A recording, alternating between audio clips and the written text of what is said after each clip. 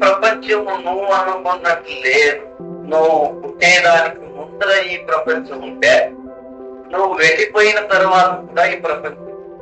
ఇది ఒక్క మాట తెలుసుకుంటే నువ్వు జ్ఞాని.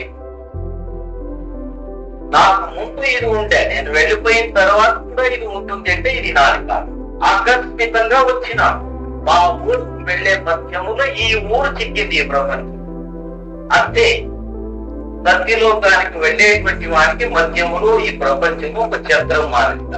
ఆయాసం పరిహారం చేసుకోవడానికి ఒక స్థానం. ఇక్కడ ఒక గంట సేపు విశ్రాంతి తీసుకో. నువ్వు తెచ్చిన బుద్ధి ఏముందో దాన్ని ఎక్కువని భోజనం చెయ్యి. ముందు దాకా పట్టివేయి. ఇక్కడ ఉండే వాళ్ళందరూ మోసగాళ్లే, వీళ్ళ మాట వినవద్దు.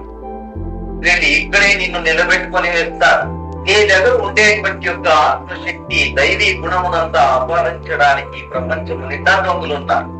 వీళ్ళందరూ లేనిపోని వేషాలు వేసుకుని, లేనిపోని బంధుత్వాన్ని వేసుకుని, స్నేహం వేసుకుని, నీ దగ్గర ఉండేటువంటి యొక్క భక్తి, జ్ఞాన, వైరాగ్యం అనే ద్రవ్యాన్ని దొంగలించి, భక్తి జ్ఞానం వైరాగ్యం పోయింది అంటే ఇంకేముంది నీ దగ్గర? ఏ